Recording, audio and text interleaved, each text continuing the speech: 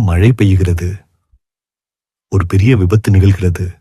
மெதுவாக கண்ணாடிகள் உளறி உடைகின்றன. இரு பக்கமும் இரத்தம் சிந்துகிறது. அந்த மனிதர் தனது உடலிலிருந்து பிரிந்து ஒரு மென்மையான வெளியொலியாக உயரும்.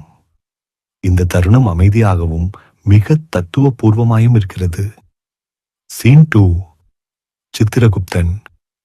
யமலோகத்தின் மாயமான அழகுகளில் சித்திரகுப்தன் தனது பிரம்மாண்டமான அழகுடன் தோன்றுகிறார். அவர் ஒரு பண்டைய கட்டளை சுருள் கையில் வைத்துள்ளார். ஒரு கடும் கடவுளின் ஒளியுடன் அவர் மனிதரிடம் சொர்க்கம் மற்றும் நரகத்தை பற்றி கேட்கிறார். சீன் 3. நரகம். நரகத்தின் அந்த பெரிய அரங்கில் மக்கள் ஒவ்வொருவருக்கும் கழுத்திலும் கைகளிலும் ஒரு நீளமான கம்பி இணைக்கப்பட்டிருக்கிறது. முன்வைக்கப்பட்ட உணவுகளை அவர்கள் எடுத்துச் செய்ய முயன்றாலும் அதை உண்ண முடியாது. அவற்றின் முகங்களில் வேதனை, கண்ணீர், துயரங்கள் வெளிப்படுகின்றன. சீன் 4. சொர்க்கம். அதே அரங்கில் இப்போது மக்கள் சந்தோஷமாக உள்ளனர். ஒருவர் மற்றொருவருக்கு உணவு கொடுக்கிறார். அனைவரும் ஒன்றாக உதவி செய்கிறார்கள். இதன் மூலம் ஒவ்வொருவருக்கும் தேவையான உணவும் கிடைக்கிறது.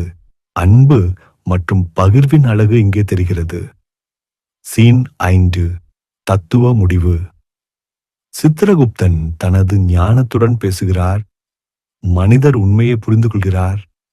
சொர்க்கமும் நரகமும் ஒரே இடத்திலே இருக்கலாம். நம்பிக்கையில் நம்மால் அதை மாற்றிக்கொள்ள முடியும். Final line.